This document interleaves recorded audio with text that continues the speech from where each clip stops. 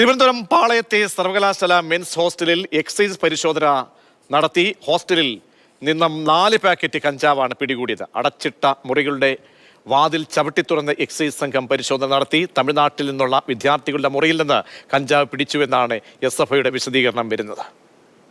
Information നമ്മൾ കൊടുത്തിട്ടുണ്ട്. ഇതിനകത്ത് സംശയാസ്പദമായി 2 ആളുകളെ കഴിഞ്ഞ ദിവസം നമ്മൾ പോലീസിനെ, നിലവിൽ മ്യൂസിയം പോലീസിനെ പിടിച്ച് ഏൽപ്പിക്കുന്ന നിലയുണ്ടായിട്ടുണ്ട്. ഇവിടുത്തെ SFI സഖാക്കൾ പറഞ്ഞിട്ട് ഞങ്ങളടക്കം വന്ന് പോലീസിനെ പിടിച്ച് ഏൽപ്പിച്ച് ഇങ്ങനെ ഇത് പരിശോധിക്കപ്പെടണം എന്ന് ഞങ്ങൾ പറഞ്ഞിട്ടുണ്ട്. അതിന്റെ ഭാഗമായിട്ട് കൂടിയാണ് ഇത് ഉണ്ടായിട്ടുള്ളത്. ഇവിടെ നിലവിൽ ഹോസ്റ്റലിൽ നിന്ന് ഇവർ പോയിട്ടുണ്ട്. ഞങ്ങളത് അന്വേഷിക്കുന്നുണ്ട്, ഏത് റൂമിനകത്താണ് എന്നുള്ളത് അന്വേഷിക്കുന്നുണ്ട്. ഇതിനകത്ത് മുകളിലത്തെ ബ്ലോക്കിൽ നിന്ന് റൂമിൽ നിന്നാണെന്നാണ് നമ്മൾ മനസ്സിലാക്കുന്നത്. ആ ബ്ലോക്കിനകത്ത് നിലവിൽ ഒരു SFI പ്രവർത്തകനും ആ ബ്ലോക്കിനകത്ത് താമസിക്കുന്ന ആളുകളില്ല. അപ്പോൾ ഇതിനകത്ത് നിലവിൽ ആരാണ് എന്നുള്ളതിൽ കൺഫർമേഷൻ ലഭിക്കേണ്ടതായിട്ടുണ്ട്.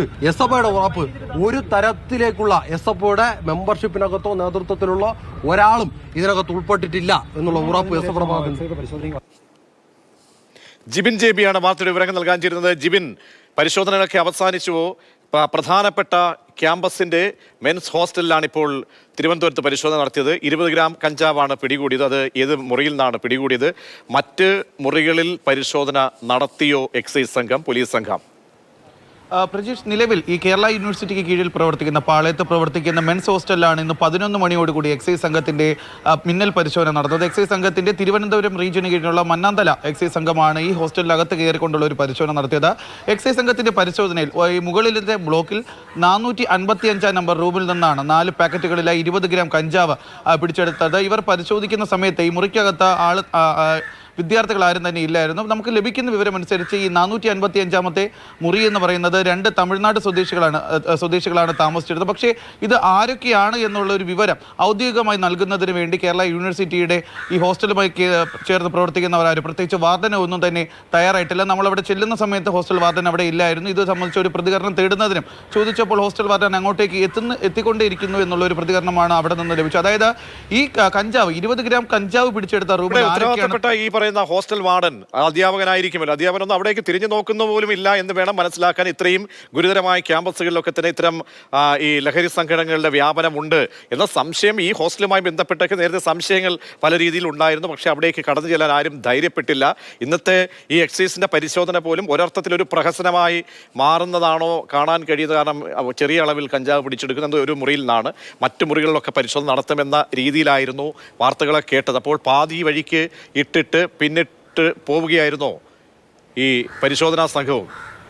ഇതൊരു പ്രഹസനമാണെന്ന് തന്നെ നമുക്ക് പറയാൻ സാധിക്കും. കാരണം ഈ ഹോസ്റ്റലിൻ്റെ അകത്ത് കഞ്ചാവ് ഒളിപ്പിച്ചിട്ടുണ്ട്, ലഹരി വസ്തുക്കളുണ്ട്. അത്തരത്തിലുള്ള രഹസ്യ വിവരം ലഭിച്ചതിനെ തുടർന്നാണ് ഈ എക്സൈസ് സംഘം അങ്ങോട്ടേക്ക് പരിശോധനയ്ക്ക് എത്തുന്നത്. ആളുകൾ ഇല്ലാത്തത് കൊണ്ട് തന്നെ ഈ മുറി ചവിട്ടി പൊളിച്ച് അകത്ത് കയറി അതിനുള്ളിലുണ്ടായിരുന്ന കഞ്ചാവ് എടുത്തു എന്നാണ് പറയപ്പെടുന്നത്. പക്ഷേ മറ്റു മുറികളിലേക്ക് ഈ ഒരു പരിശോധന വ്യാപിച്ചിട്ടില്ല എന്നുള്ള ഒരു കാര്യമാണ് നമുക്ക് മനസ്സിലാക്കാൻ സാധിക്കുന്നത്. കാരണം 2 ദിവസം മുൻപ് തന്നെ ഈ ഹോസ്റ്റലിൽ നിന്ന് വിദ്യാർത്ഥികൾക്ക് ഔദ്യോഗികമായ അറിയിപ്പ് നൽകിയതാണ്. 2 മാസം കോളേജുകൾ അവധിയായതുകൊണ്ട് എല്ലാവരും വീടുകളിലേക്ക് പോകണമെന്ന്. പക്ഷേ വിദ്യാർത്ഥികളൊന്നും തന്നെ, നമുക്ക് ദൃശ്യങ്ങളിൽ നിന്ന് തന്നെ മനസ്സിലാവും, വിദ്യാർത്ഥികളാരും ഈ ഹോസ്റ്റൽ വിട്ട് വീടുകളിലേക്ക് മടങ്ങിയിട്ടില്ല. പല വിദ്യാർത്ഥികളും ഇപ്പോഴും ഹോസ്റ്റലിനുള്ളിൽ തുടരുകയാണ്. ഇത് തന്നെയാണ് എക്സൈസ് സംഘത്തിനെ അവിടേക്ക് പരിശോധനയ്ക്ക് എത്തിക്കാനുള്ള ഒരു പ്രധാന കാരണം. ഈ ഹോസ്റ്റൽ അധികൃതർ വിദ്യാർത്ഥികളോട് പോകാൻ പറഞ്ഞിട്ട് പോലും എന്തുകൊണ്ട് അവർ അവിടെ തുടരുന്നു എന്നുള്ള ജിബിൻ, തോന്നിയതുപോലെ ഒരു സാമ്രാജ്യം പോലെയാണ് പലരും അവിടെ ഈ ക്യാമ്പസിൻ്റെ ഈ പറയുന്ന ഈ മെൻസ് ഹോസ്റ്റലിൽ പ്രവർത്തിക്കുന്നത്, കാണിക്കുന്നത് എന്നൊക്കെയാണ്. അപ്പോൾ പോലീസ്, എക്സൈസ് സംഘം അവിടെ കയറുന്നത് തന്നെ വലിയൊരു കാര്യമായി കാണാൻ കഴിയും. അപ്പം ഈ കോഴിക്കോട് താമരശ്ശേരിയിൽ നിന്നും വരുന്ന ഒരു വാർത്ത, സ്ത്രീകളെ മറയാക്കിയും ലഹരി വിൽപ്പന നടന്നു എന്നുള്ളതാണ്. മുൻ പങ്കാളി ഷിജാസ് ലഹരി സംഘത്തിലെ പ്രധാനി എന്ന വെളിപ്പെടുത്തലാണ് യുവതി ഇന്ന് മാതൃഭൂമി ന്യൂസിനോട് നടത്തിയത്. പോലീസിന്റെ പിടിയിലാകാതിരിക്കാൻ ലഹരി വിൽപ്പന നടത്തുന്ന സ്ഥലത്തേക്ക് തന്നെയും കൂട്ടിയാണ് ഷിജാസ് പോയിരുന്നത് എന്നടക്കമുള്ള കാര്യങ്ങളാണ് ആ യുവതി പറയുന്നത്. യുവതിയും നമ്മോടൊപ്പം തത്സമയം ചേരുന്നുണ്ട്. ആദ്യം നമുക്ക് യൂണിവേഴ്സിറ്റി ഹോസ്റ്റലുമായി ബന്ധപ്പെട്ട വിശദാംശങ്ങൾ പുറത്തേക്ക് വരുമ്പോൾ അതുകൂടി ശ്രദ്ധയിൽപ്പെടണം. ഗോപു നെയ്യാർ KSUവിൻ്റെ തിരുവനന്തപുരം ജില്ലാ ഭാരവാഹിയാണ്, പ്രസിഡന്റാണ്. ഒപ്പം ചിറക്കര അതോറിറ്റിയുടെ അസിസ്റ്റന്റ് കമ്മീഷണറും ചേരുന്നുണ്ട്. ആ യുവതിയും നമ്മോടൊപ്പം തത്സമയം ചേരും. SFI നേതാക്കളെയും ടെലിഫോണിൽ ബന്ധപ്പെടുന്നതാണ്. ശ്രീ ഗോപു നെയ്യാർ, ഇന്നിപ്പോൾ നോക്കൂ, യൂണിവേഴ്സിറ്റി ഹോസ്റ്റൽ, അതായത് SFIക്കൊക്കെ അത് വളരെ ശക്തി കേന്ദ്രം എന്ന് പറയുന്ന ശക്തിദുർഗമായിട്ടുള്ള ക്യാമ്പസിൻ്റെ ഭാഗമായിട്ടുള്ള ഒരു ഹോസ്റ്റലിലാണ് എക്സൈസ് സംഘം അവിടേക്ക് പരിശോധന നടത്തുന്നത്. ഒരു ഹോസ്റ്റലിൽ നിന്നും നോക്കൂ, ലഹരി കിട്ടുന്നു. 20 ഗ്രാം പല പൊതികളിലായി സൂക്ഷിച്ച കഞ്ചാവിൻ്റെ പൊതികളാണ് പഠിക്കുന്ന കുട്ടികൾ താമസിക്കുന്ന ഹോസ്റ്റലിൽ നിന്നും പിടികൂടപ്പെടുന്നത്. എത്രത്തോളം ഗൗരവത്തോടെ നമ്മൾ ഈ വിഷയത്തെ കാണണം.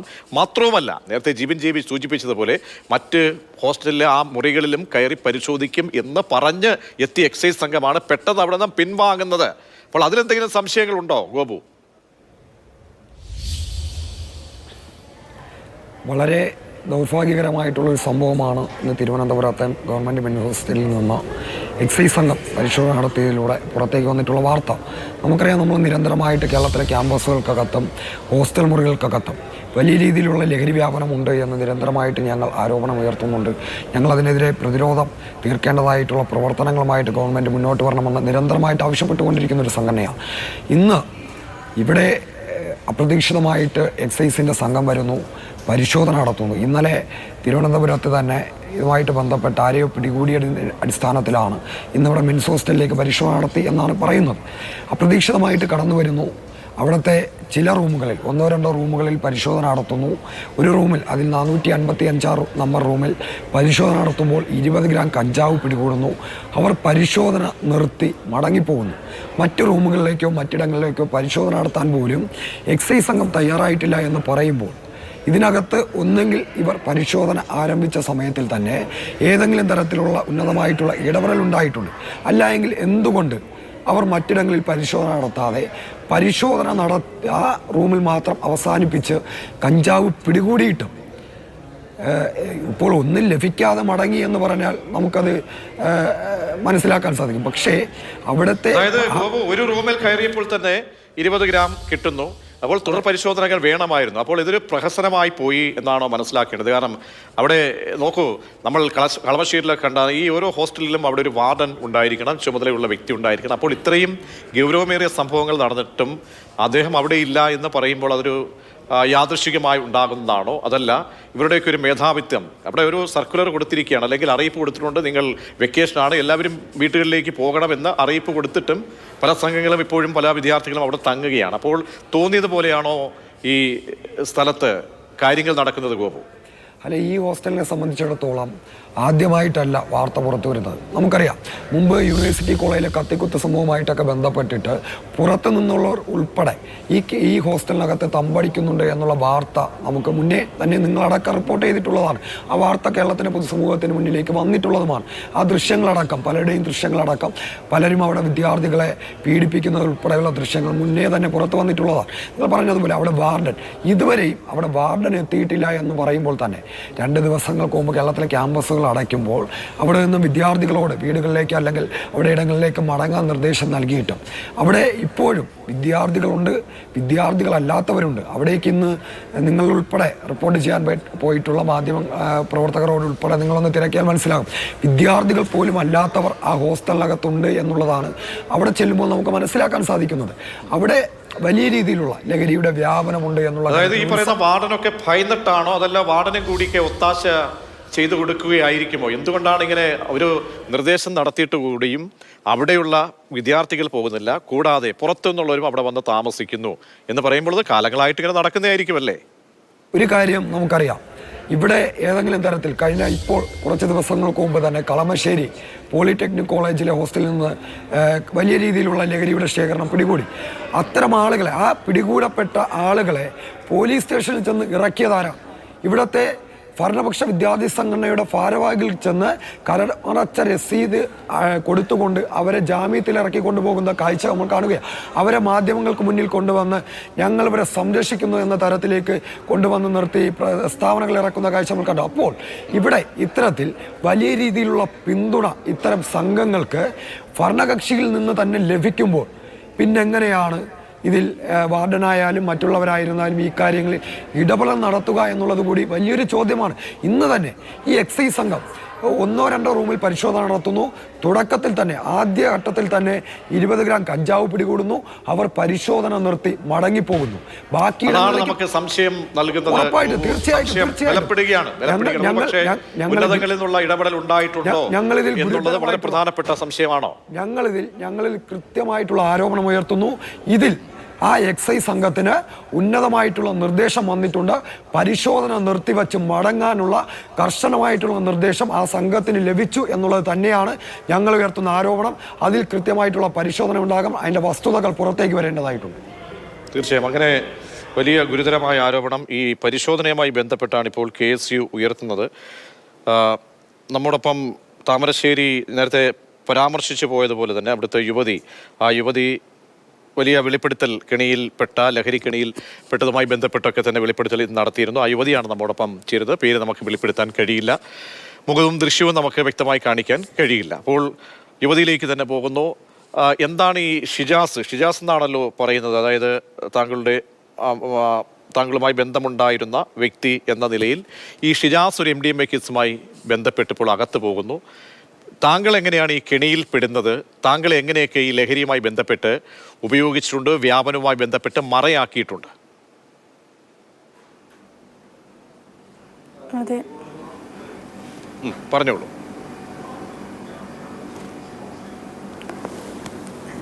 2022 ലാസ്റ്റ് തൊട്ടാണ് ഇവർ MDMA ആയിട്ട് ഉപയോഗം തുടങ്ങിയിട്ടുണ്ടായിരുന്നത്. പിന്നെ 2023 ആയപ്പോൾ ഇവർ നല്ല സെയിലിങ്ങും കാര്യങ്ങളൊക്കെയാണ് ഇവർ ചെയ്തുകൊണ്ടിരുന്നത്. പക്ഷേ ഇവരെ കൂടെ തന്നെ ആയിട്ട് 2020 മുതലാണ് ഞാൻ ഇവരെ കൂടെ ഉണ്ടായിരുന്നത്. ഞാൻ UAE-യിലായിരുന്നു, അവിടെ ജോലി ചെയ്തുകൊണ്ടിരിക്കുകയായിരുന്നു.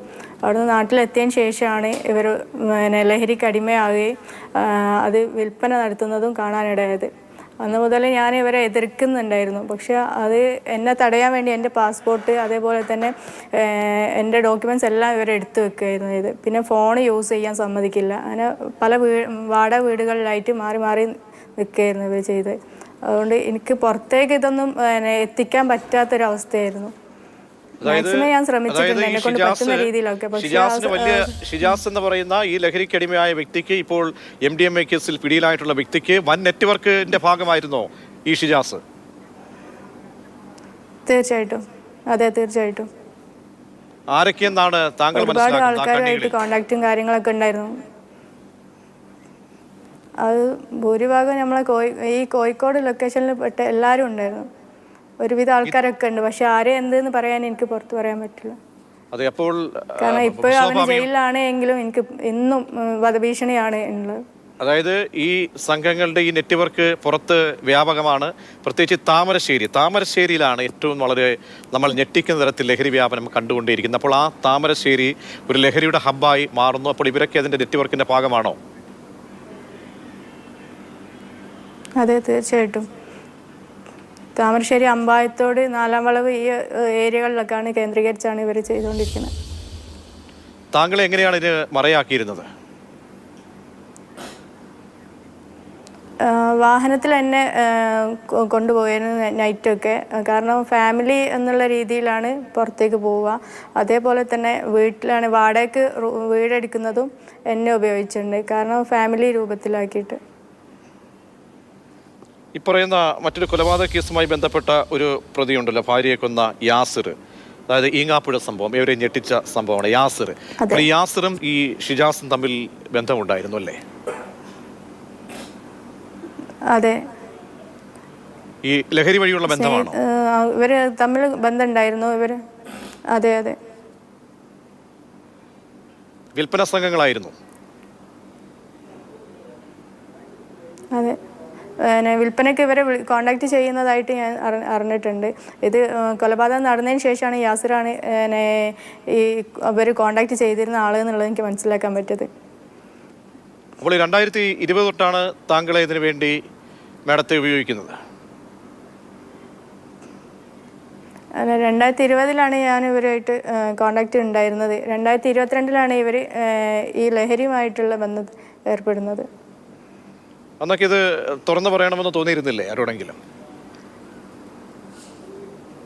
തീർച്ചയായിട്ടും. പലതും ഞാൻ പലരോടും ഞാൻ പറഞ്ഞിട്ടുമുണ്ട്. പക്ഷെ അവരെല്ലാം ഇയാൾ മിസ്യൂസ് ചെയ്യുകയാണ് ചെയ്തത്. ഞാൻ ആരെ കോണ്ടാക്ട് ചെയ്തിട്ടുണ്ടോ അവരെല്ലാം ഞാനും അവരുമായിട്ട് വേണ്ടാത്ത രൂപത്തിലുള്ള ബന്ധം ഉണ്ട് എന്നുള്ളത് സ്ഥാപിച്ചെടുക്കാനാണ് ഇവർ ശ്രമിച്ചത്. എന്നിട്ട് അവരെ ഫാമിലീനെ വരെ തകർക്കാനുള്ള ശ്രമമാണ് നടത്തിയത്. അങ്ങനെ പലരുമായിട്ടും ഞാൻ കോണ്ടാക്ട് വെക്കാൻ നോക്കി, എന്നെ രക്ഷപ്പെടാൻ വേണ്ടിയിട്ടും ഇതിനെക്കുറിച്ച് സംസാരിക്കാൻ വേണ്ടിയിട്ടും ശ്രമിച്ച സമയത്തൊക്കെ എനിക്ക് മോശമായ രീതിയിലാണ് ഇവർ എന്നെ പുറമേക്ക് ചിത്രീകരിച്ചുകൊണ്ടിരുന്നത്. പിന്നെ കുറേ കാലഘട്ടത്തേക്ക് ഞാനിത് ഒന്നിനും മെനക്കെടാതെ ഇരുന്നു. കാരണം എന്താ വെച്ചാൽ ഞാൻ ആരെ ആശ്രയിക്കുന്നുണ്ടോ അവരെല്ലാം ഫാമിലി നഷ്ടപ്പെടുകയാണ് ഇവർക്ക്.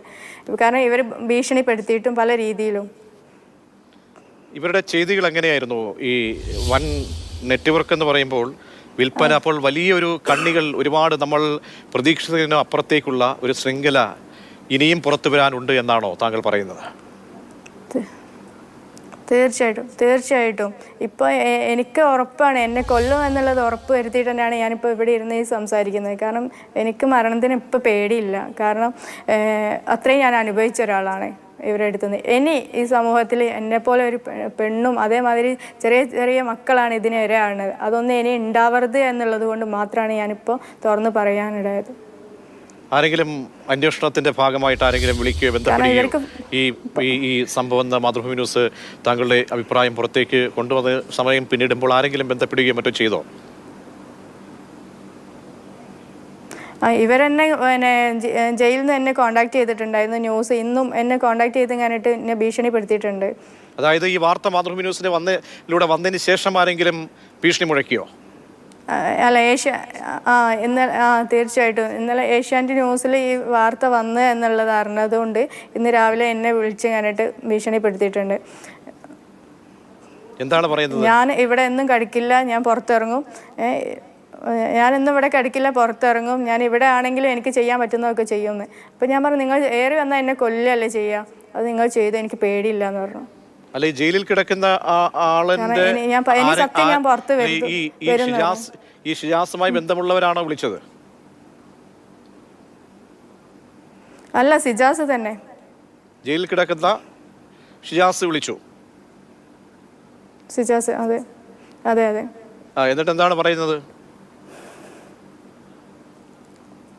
ന്യൂസ് പുറത്ത് വിട്ടതിനാണ് ഇപ്പം ഭീഷണിപ്പെടുത്തുന്നത്. ഞാൻ പറഞ്ഞു, 4 വർഷമായിട്ട് ഞാൻ സഹിക്കല്ലേ, ഇനി എന്നെങ്കിലും സത്യം ഞാൻ പുറത്ത് കൊണ്ടുവരും പറഞ്ഞു. ഇനി എന്നെ കൊല്ലാന്നല്ലാതെ വേറെ ഒന്നും നിങ്ങൾക്ക് ചെയ്യാനില്ലല്ലോ, അത് നിങ്ങൾ ചെയ്തോ, എന്ത് വേണമെങ്കിലും ചെയ്തോ, നിങ്ങൾ ഉള്ളിൽ കിടക്കുകയാണെങ്കിൽ ഇപ്പം തന്നെ നിങ്ങൾ കൊല്ലാനുള്ളത് എന്ത് വേണമെങ്കിലും ചെയ്തോ, പക്ഷേ ഞാൻ സത്യം പുറത്ത് കൊണ്ടുവരും എന്ന് പറഞ്ഞു.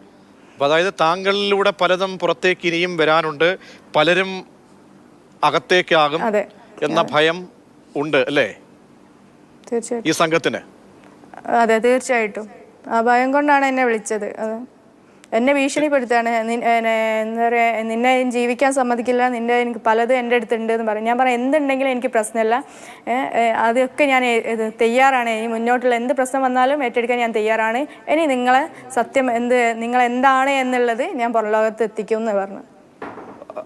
താങ്കൾ എന്തായാലും തുനിഞ്ഞിറങ്ങിയല്ലോ, ഉത്തരവാദിത്തപ്പെട്ട. നമ്മളെല്ലാവരും ഈ സമൂഹത്തിൽ ഈ ഒരു ലഹരി എന്ന വ്യാപനത്തിനെതിരെ ഒരു ഫൈറ്റ് നടത്തുകയാണ്, എല്ലാവരും ഒത്തുചേർന്നുണ്ട്. അപ്പോൾ എല്ലാവരുടെയും പിന്തുണ വേണം, സധൈര്യം താങ്കളെ പോലെയുള്ള ആളുകൾ മുന്നോട്ട് വരണം. അപ്പോൾ മുന്നോട്ട് വരുമ്പോൾ താങ്കളെ സംരക്ഷിക്കുക എന്നുള്ളത് ഈ സ്റ്റേറ്റിന്റെ കൂടി ഉത്തരവാദിത്തമാണ്. അപ്പോൾ പ്രധാനപ്പെട്ട തെളിവുകൾ, താങ്കളുടെ കൈവശമുള്ള കാര്യങ്ങൾ, ഈ ഇത്രയും കാലം താങ്കൾ ഈ നെറ്റ്വർക്കിനൊപ്പം സഞ്ചരിച്ച ആളാണ്. അപ്പോൾ ആരെല്ലാമായിട്ട് ഇവർക്ക് ബന്ധമുണ്ട്, ഇതൊക്കെ അറിയാമായിരിക്കുമല്ലോ. അതൊക്കെ ഈ അന്വേഷണ ഏജൻസിക്ക് ഉത്തരവാദിത്തപ്പെട്ട എക്സൈസിനുൾപ്പെടെ മറ്റ് സംഘങ്ങൾക്ക് സധൈര്യം കൈമാറുമോ?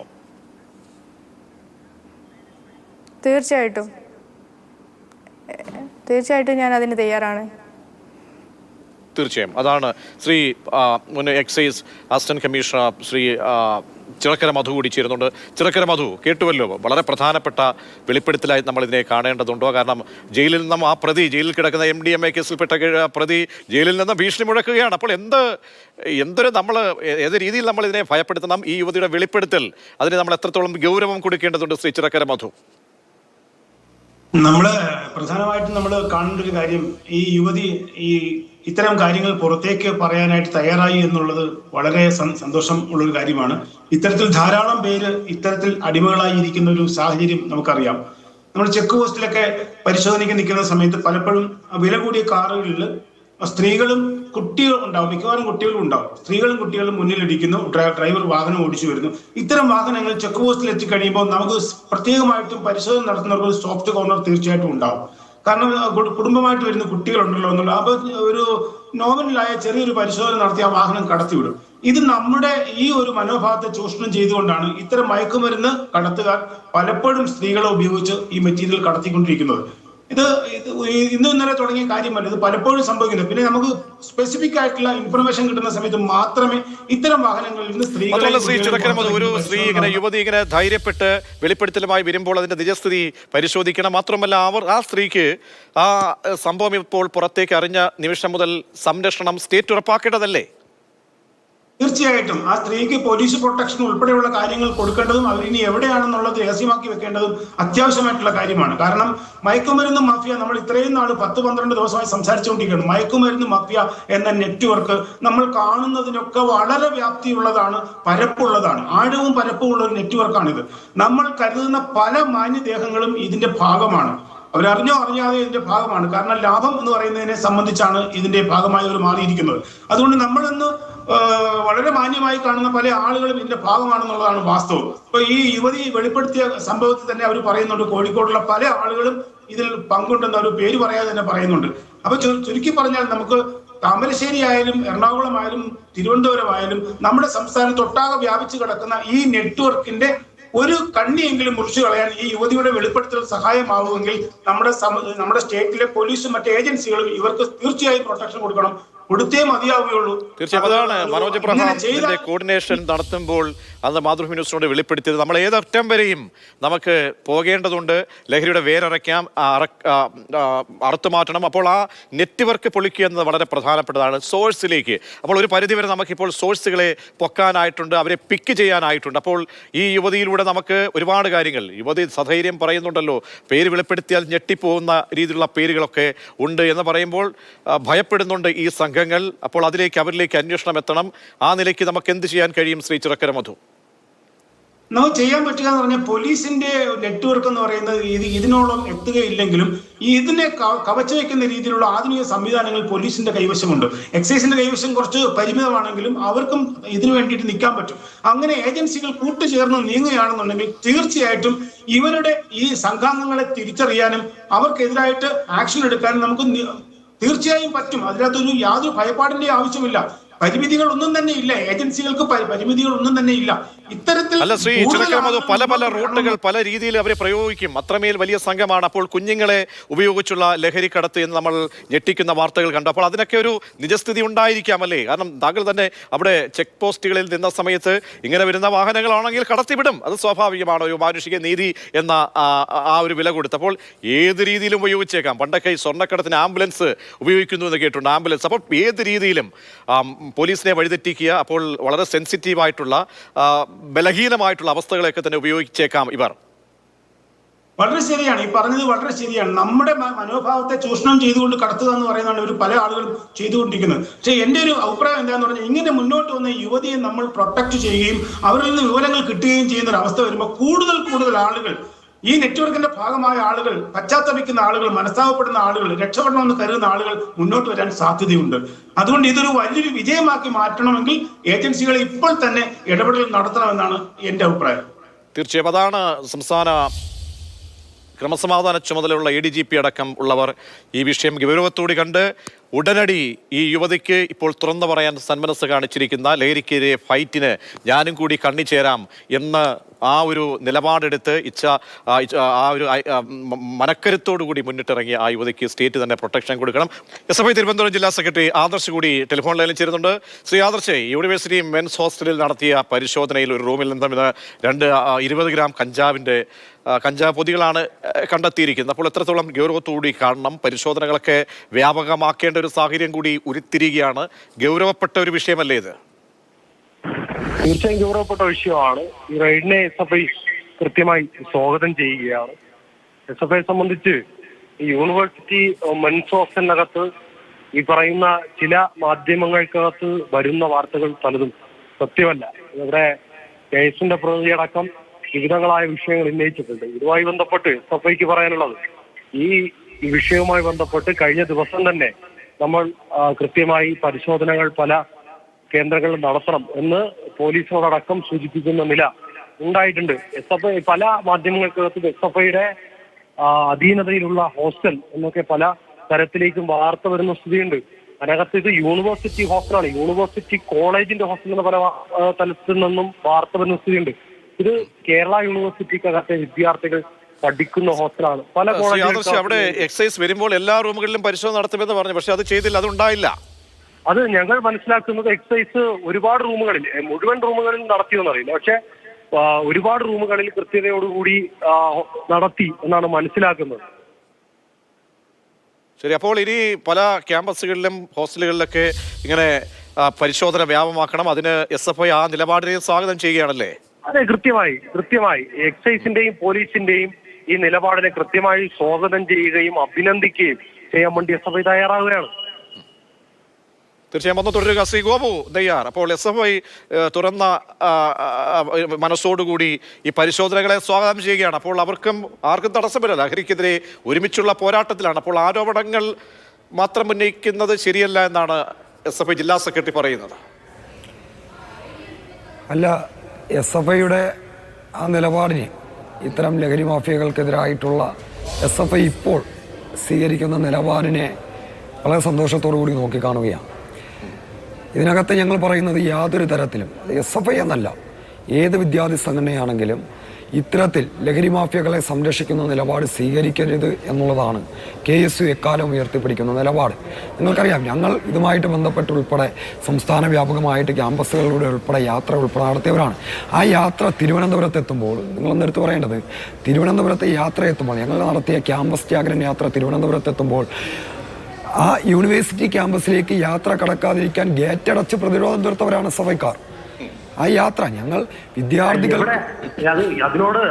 അതിനോട് കൃത്യമായി വിയോജിപ്പുണ്ട്. ഏത് ഘട്ടത്തിലാണ് SFI ഏറ്റെടുത്ത് പ്രതിരോധം തീർത്തിട്ടുള്ളത്? അല്ല, ഞങ്ങൾ അത് പറയാൻ തയ്യാറാവട്ടെ. SFI എവിടെയാണ്? SFI ഏത് ക്യാമ്പസിനകത്താണ് ഇങ്ങനെ ഗേറ്റടച്ച് പ്രതിരോധം തീർത്തിട്ടുള്ളത്? ഞങ്ങൾ ഇതിനെതിരായിട്ട് നിങ്ങൾ എന്തിനാണ് പിന്നെ യാത്രയെ ഭയപ്പെട്ടത്? ഞങ്ങളെ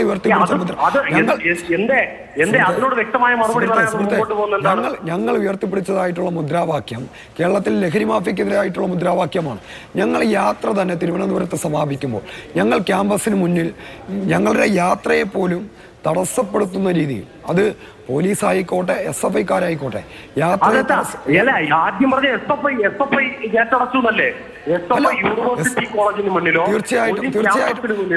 ലഹരിക്കെതിരെയുള്ള ഒരു ജാഥയ്ക്കകത്തും ഒരു തരത്തിലുള്ള ഗേറ്റടക്കലും നമ്മൾ നടത്തിയിട്ടില്ല.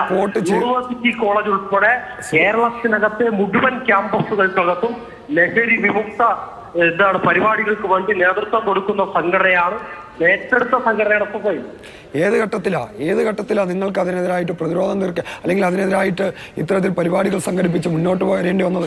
ഞങ്ങൾ യാത്ര തുടങ്ങി വെച്ച ഘട്ടത്തിൽ ഞങ്ങൾ കേരളത്തിലെ ക്യാമ്പസുകൾക്കകത്ത് വിദ്യാർത്ഥികൾക്കിടയിലൂടെ ഇത്തരത്തിൽ വലിയൊരു യാത്ര, വിദ്യാർത്ഥികൾക്കിടയിൽ സ്വീകാര്യത കിട്ടി യാത്ര കടന്നു വരുന്ന ഘട്ടത്തിലാണ് അത് ഞങ്ങൾ ഇനി പ്രതികരിക്കാതിരുന്നാൽ ഞങ്ങൾക്കെതിരാകുമെന്ന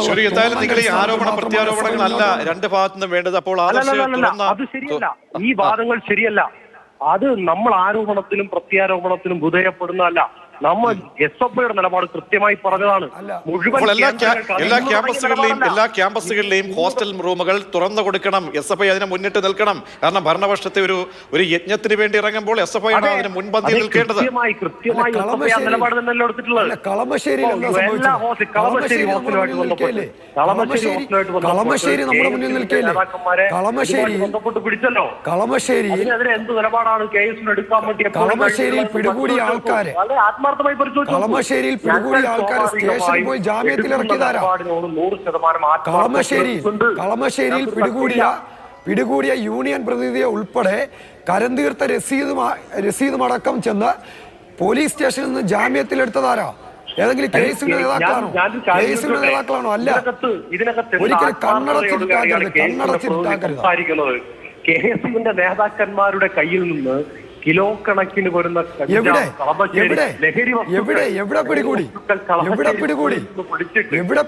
ന്യായീകരിക്കുന്ന നിലപാടെടുക്കുന്ന ആദർശ് എവിടെ പിടികൂടി? അതുകൂടി പറയേണ്ടതായിട്ടുണ്ട്. ആരോപണം ഉന്നയിക്കുകയല്ല. ഞാൻ തെളിവ് സഹിതം ഉൾപ്പെടെയാണ്, ഞാൻ കൃത്യമായിട്ടുള്ള തെളിവ് ഉൾപ്പെടെയാണ് നിങ്ങളോട് പറഞ്ഞത്. അവരുടെ നിലപാടിനൊപ്പം നിന്നുകൊണ്ട് ഈ പറയുന്ന രാഷ്ട്രീയ ഭേദമല്ല. എന്തായാലും ആദർശിന്റെ വാക്കുകളെ സ്വാഗതം ചെയ്യുകയാണ്. അങ്ങനെ ഒരു തുറന്ന മനസ്സോടുകൂടി നിങ്ങൾ രണ്ടുപേരും, കാരണം ഈ പല ലഹരി കേസുകളിലും അതിനൊന്നും ഈ രാഷ്ട്രീയമില്ല, ലഹരിയുടെ കാര്യത്തിൽ എല്ലാവരും ഒറ്റക്കെട്ടായി നിൽക്കേണ്ട ഒരു സാഹചര്യമാണ് ലഹരിയുടെ കാര്യം. ഇപ്പോൾ ഒരുമിച്ചൊരു ഫൈറ്റിലേക്ക് തന്നെ പോകണം.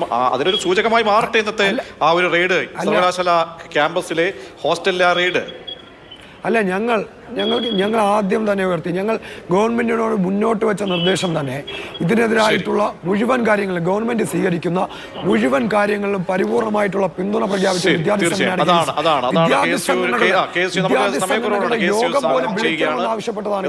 അതിന് തയ്യാറെന്ന് പറയുന്നു. എന്തായാലും മുന്നോട്ട് പോകാം. അവസാനമായ യുവതി ഷിജാസ്, സഹോദരി ഷിജാസ് ഉപയോഗിച്ചിരുന്നത് അതിമാരക ലഹരികളായിരുന്നില്ലേ? അതിമാരകം ഒരുപക്ഷെ. അപ്പോൾ എങ്ങനെയായിരുന്നു ഇത് സുലഭമായി അദ്ദേഹത്തിന് കിട്ടിയിരുന്നത്? അതിന്റെ കണ്ണികളൊക്കെ പേര് പറയാൻ പേടിയാണെന്ന് താങ്കൾ പറഞ്ഞെങ്കിലും വലിപ്പമുള്ള കണ്ണികളാണോ, വൻ സ്രാവുകളാണോ? അവര് ബാംഗ്ലൂർ, ചെന്നൈ എന്നുള്ള ആ രീതിയിലാണ് സാധനം എത്തുക ഇവരെ കയ്യിലേക്ക്. പക്ഷെ അത് അമിതമായിട്ടുള്ള ക്വാണ്ടിറ്റിയിലാണ് ഇവരെ കയ്യിൽ എത്തുന്നതും. അത് പക്ഷേ ഇവരെ കയ്യിൽ വെക്കാറില്ല.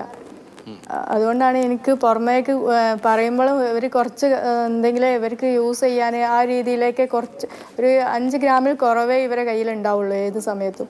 പക്ഷെ എന്തോ ഭാഗ്യത്തിനാണ് കഴിഞ്ഞ 2 മാസം മുമ്പ് ഇവർ പിടിക്കപ്പെടുന്ന സമയത്ത് ഇത്രയും ക്വാണ്ടിറ്റിയിൽ അവരെ കയ്യിൽ ഉണ്ടായിരുന്നത്.